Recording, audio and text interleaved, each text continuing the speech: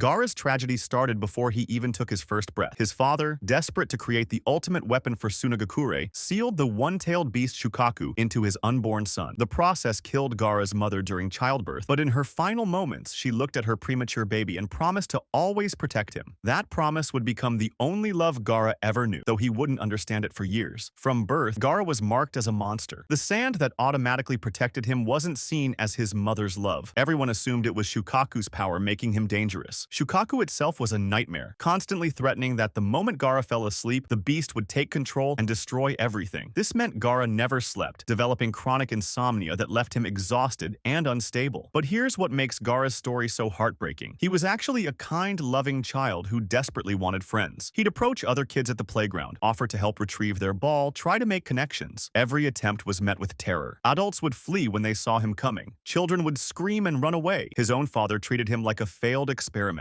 cold and distant, viewing Gaara purely as a weapon rather than his son. In this hostile world, Gaara had exactly one source of warmth, his uncle Yashimaru. Yashimaru was the only person who showed him genuine kindness, who told him stories about his mother's love, who explained what human connection meant. For a brief time, Gaara believed he could be loved despite the monster inside him. Then came the ultimate betrayal. When Gaara was 6 years old, his father decided to test whether the boy could control Shukaku under extreme emotional stress. He ordered Yashimaru to assassinate Gaara, turning the only person who showed him love into his would-be killer. When Yashimaru's attack failed and he lay dying, Gaara desperately asked why this was happening. Yashimaru's response shattered the child's world completely. He told Gaara that he'd always hated him for killing his sister, that even Gaara's mother had cursed the village with her dying breath, hating the child who killed her. He claimed Gaara's name meant a self-loving demon, that he was fundamentally unlovable. That night, the kind child who wanted nothing more than friendship died. Gaara carved love into his forehead, creating a permanent scar that symbolized his new philosophy. If no one could love him, he would love only himself. If the world saw him as a monster, he would prove his worth by taking lives. Every person he killed would validate his existence. The innocent boy who tried to return a ball to other children became a remorseless killer who murdered anyone who came near, regardless of whether they posed a threat. Gaara's transformation shows how isolation and betrayal can corrupt even the purest heart, turning desperate love into destructive self-obsession. Gaara found redemption, but our next villain wasn't so lucky. Instead of breaking the cycle of hatred, he became its most tragic weapon. What if that impossible burden of a monster was placed not on an outcast, but a genius? Let's dive into the story of the 4-year-old child who witnessed the horrors of war firsthand and whose genius became his doom. Itachi Uchiha. Itachi Uchiha's tragedy began at 4 years old when he witnessed the Third Shinobi World War's aftermath, piles of corpses and endless violence that would traumatize most adults. But instead of breaking him, this early exposure to death created what you could call a premature awakening. The cheerful child disappeared, replaced by someone who understood that individual desires meant nothing compared to protecting the fragile system keeping people alive. This trauma forged Itachi into a prodigy, but it also isolated him completely. While other kids played, he was analyzing political tensions and understanding concepts that shouldn't burden a child's mind. His father Fugaku saw only a useful tool, piling expectations onto his son without trying to understand the psychological cost. Itachi became the youngest Anbu member ever, but this achievement came at the price of any normal childhood. The burden got worse when Itachi was forced to become a double agent at 13, spying on his own clan while secretly reporting to village leadership. He was living a lie every single day, watching his family plan a coup that would destroy everything he'd sworn to protect. The psychological toll of this duplicitous existence was crushing, but Itachi had one person who understood his impossible situation: Shisui Uchiha. Shisui was more than Itachi's best friend. He was his moral anchor, the only person who shared his views on peace and understood the weight they both carried. Together, they developed a plan to use Shisui's Mangekyo Sharingan ability, Kotoa Matsukami, to peacefully stop the coup by subtly influencing the clan leaders' minds. For a brief moment, it seemed like they'd found a solution that wouldn't require bloodshed. Then Danzo destroyed everything. He ambushed Shisui and stole one of his eyes, making their peaceful plan impossible. Shisui, knowing he was dying and that Danzo would come for the other eye, made the ultimate sacrifice. He gave his remaining eye to Itachi, then threw himself off a cliff. Itachi had to watch his closest friend and only confidant commit suicide, the trauma awakening his Mangekyo Sharingan. Now completely alone, Itachi faced Danzo's ultimatum: participate in the massacre of his entire clan, or watch his beloved younger brother Sasuke die along with everyone else. This wasn't really a choice. Danzo was exploiting Itachi's deepest love, his bond with Sasuke. The threat to his brother's life removed any possibility of finding another solution. Remember, Itachi was still just 13 years old when forced to make this decision. a child was being told by adults that genocide was the only way to prevent civil war. They whispered in his ear that he was the only one who could save the village, that peace depended on his willingness to destroy his own family. The night of the massacre broke Itachi's soul. He killed his girlfriend Izumi first, using Tsukuyomi to give her a lifetime of happiness in her final moments. They lived an entire life together in seconds, getting married, having children, growing old. It was an act of love and mercy that tortured him psychologically. Then came his parents. He had to murder the people who raised him, who trusted him completely. The novels describe how he broke down afterward, vomiting and crying once Obito had spirited him away. But the cruelest part was yet to come. He had to convince Sasuke to hate him, to live as a villain in his brother's eyes while dying inside from guilt. For years, Itachi carried this impossible burden. He joined Akatsuki as a spy, living among criminals while secretly protecting Konoha. Every day was a reminder of what he'd done and what he'd lost. The stress lines on his face, the exhaustion in his eyes, these were the physical manifestations of psychological trauma that would eventually contribute to his terminal illness. Itachi's story shows how trauma and manipulation can force even the most brilliant minds into impossible choices, destroying their identity to save what they love most. Itachi's curse was a choice he endured alone. Our next villain's curse, however, was thrust upon him at birth. In the perpetually rainy land of Amegakure, the stage was set for the ultimate tragedy of isolation and preordained suffering. Nagato Uzumaki, the man who became pain. Nagato's tragedy began with Madara Uchiha secretly transplanting his own Rinnegan eyes into an infant from the Uzumaki clan. Nagato had no idea he was carrying someone else's eyes, living quietly with his parents on the outskirts of Amegakure during the Second Shinobi World War. The land of Rain's position between three great nations made it a constant battleground, with civilians caught in the crossfire. When Nagato was 6, two Konoha shinobi broke into his family's home looking for food. His parents tried to sneak out unnoticed, but when discovered, the ninja killed them both, claiming self-defense after realizing they'd murdered innocent civilians. The trauma of watching his parents die awakened the transplanted Rinnegan for the first time, instantly killing both shinobi. Nagato woke up surrounded by corpses with no memory of how he'd killed them. Orphaned and starving, Nagato wandered the war-torn countryside until he met Konan, who shared her meager food with him. She led him to Yahiko, another war orphan, and the three formed a bond born of necessity and shared trauma. Their dream was simple but profound: gain enough power to eliminate war and create a peaceful world. They scavenged for survival while protecting each other in a world that showed them nothing but cruelty. Everything changed when they encountered Jiraiya after a battle with Hanzo the Salamander. Despite Orochimaru's suggestion to kill the orphans and end their suffering, Jiraiya's guilt over his participation in the war that created their pain made him stay. When he noticed Nagato's unique eyes, he recognized the legendary Rinnegan and believed the boy might be the prophesied child of destiny. For 3 years, from ages 10 to 13, the orphans experienced genuine happiness under Jiraiya's guidance. He taught them not just ninjutsu, but valuable life lessons, creating a security system to keep them safe and showing them what family could feel like. Yahiko emerged as their natural leader, passionate about peace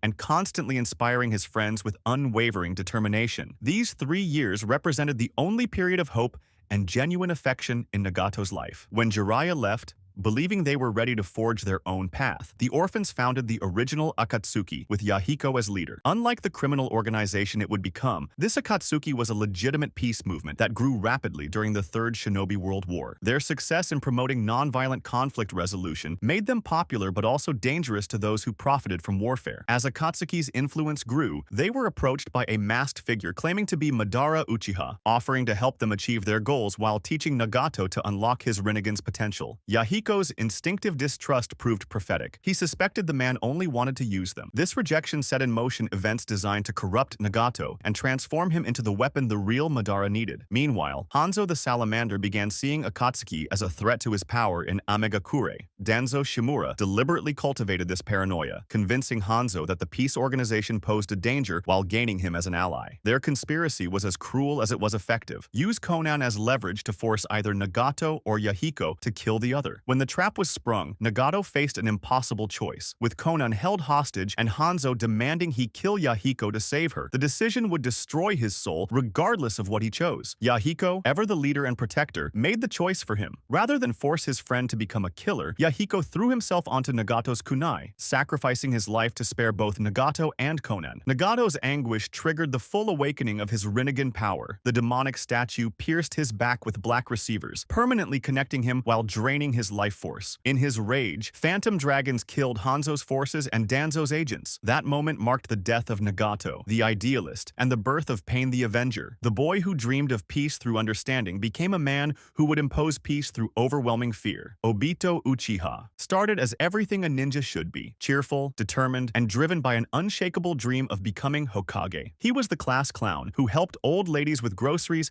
and genuinely believed he could change the world through kindness and hard work. Unlike his teammate Kakashi, who was already a prodigy, Obito struggled with basic techniques but made up for it with pure heart and determination. His worldview was built on simple but powerful beliefs. Teammates were family, love could conquer hatred, and protecting others was the highest calling. When he awakened his Sharingan to save Kakashi during the Canopy Bridge mission, it seemed like his dreams were finally within reach. He'd proven himself as a true Uchiha and earned his rival's respect. Then everything shattered in a single moment. Obito's death under the rocks should have been the end, but Madara Uchiha had been watching, waiting for the perfect candidate to manipulate. The old man saved Obito's life using Hashirama's cells, keeping him alive but trapped underground for months while his body slowly healed. During this isolation, Madara began his psychological manipulation, planting seeds of doubt about the ninja world's true nature. But Obito still believed in his ideals. Even after learning about the ongoing war, about Kakashi and Rin's dangerous missions, he refused to give up hope. He trained desperately to rejoin his team, to prove that bonds could overcome any obstacle. Madara watched this stubborn optimism with calculating patience, knowing that hope makes the eventual fall so much more devastating. The moment that destroyed Obito forever came when he finally escaped Madara's cave. Racing to save his teammates, he arrived just in time to witness the impossible: Kakashi's Chidori piercing through Rin's chest. The girl he loved was dying by the hand of his best friend, and Obito's mind simply couldn't process this betrayal of everything he believed. What Obito didn't know was that Rin had chosen to die. Kirigakure had sealed the three tails inside her, planning to release it when she returned to Konoha and destroy the village. Rin threw herself onto Kakashi's attack to save everyone, but to Obito's traumatized perspective, it looked like cold-blooded murder. In that instant, Obito's Mangekyo Sharingan awakened alongside Kakashi's, their shared trauma creating identical powers. But while Kakashi was devastated by guilt, Obito felt something else entirely: the complete collapse of his worldview. If Kakashi could kill Rin, if the person he trusted most could betray the person he loved most, then everything he believed about bonds and friendship was a lie. Madara's manipulation finally took hold. The old Uchiha had been feeding Obito carefully crafted truths about the ninja world's cruelty, but it was witnessing Rin's death that made those words resonate. If this world could force children to kill the people they loved, then maybe it deserved to be replaced entirely. The infinite Tsukuyomi became Obito's escape from unbearable reality. Rather than face a world where love led to betrayal and friendship ended in tragedy, he would create a perfect illusion where Rin was alive, where Kakashi never had to make that terrible choice, where dreams could come true without the crushing weight of reality. The cheerful boy who wanted to be Hokage transformed into the masked man who would orchestrate decades of war and suffering. The tragic irony is that Obito's plan to create peace through the infinite Tsukuyomi required him to become everything he once fought against: a manipulator who treated human lives as expendable tools. Obito's story shows how a single moment of trauma can shatter even the strongest beliefs, especially when that trauma is deliberately exploited by those who understand exactly which psychological buttons to push. Obito's fall proves that even the kindest heart can be annihilated by a single moment of trauma. But while Obito was manipulated by Madara, our next entry was shaped by his own brother's impossible choice. Hold on to that thought, because we're about to meet a child whose entire world was built around loving someone who would destroy everything he held dear. Sasuke Uchiha was the picture of childhood innocence, a 7-year-old who idolized his older brother above everyone else in the world. He spent most of his time trying to be like Itachi, following him around, begging for attention, and treasuring those rare moments when his genius brother would acknowledge him with that gentle forehead poke. Sasuke's world was built entirely around this relationship, viewing Itachi not just as family but as his hero, his role model, his everything. That foundation crumbled in a single night of unimaginable horror. After a long day of training, Sasuke returned home to find the streets of the Uchiha compound littered with corpses. Panicked, he rushed to warn his family, only to discover Itachi standing over their parents' bodies. The person he loved most in the world had murdered everyone he cared about, and when Sasuke desperately asked why, Itachi's response was psychological torture. Using Tsukuyomi, Itachi forced his 7-year-old brother to relive the entire massacre repeatedly through genjutsu. Sasuke had to watch his family die over and over, experiencing every moment of terror and betrayal on an endless loop. Then Itachi told him to hate him, that Sasuke wasn't even worth killing, and that he should dedicate his life to revenge if he ever wanted to face him again. The psychological devastation was immediate and complete. Sasuke went from a cheerful, outgoing outgoing child to someone consumed by trauma and survivor's guilt. He wandered his family's empty compound for days, surrounded by ghosts and memories, trying to process why he alone had been chosen to live while everyone else died. This trauma manifested as classic PTSD, nightmares, flashbacks, and an inability to form healthy relationships. Sasuke became withdrawn and antisocial, his entire identity now built around one singular goal, becoming strong enough to kill Itachi. The innocent child who wanted nothing more than his brother's approval transformed into someone who lived only for revenge. Just when Sasuke seemed to be healing through his bonds with Team 7, showing genuine care for Naruto and Sakura, Itachi returned and shattered his progress completely. During their encounter in the village, Itachi subjected Sasuke to Tsukuyomi again, forcing him to relive that night of horror. Any emotional growth Sasuke had made was instantly destroyed as the trauma came flooding back with renewed intensity. This second psychological torture pushed Sasuke to seek power at any cost. When Orochimaru offered him the curse mark, Sasuke accepted, knowing it would corrupt him but desperate for the strength to face his brother. The mark became a physical manifestation of his inner darkness, offering power while slowly consuming his humanity and isolating him further from the bonds that might have saved him. The cruelest twist came after Sasuke finally achieved his revenge and killed Itachi, only to learn the devastating truth. His brother had loved him all along. Itachi's massacre was actually a sacrifice to protect Sasuke and prevent a civil war.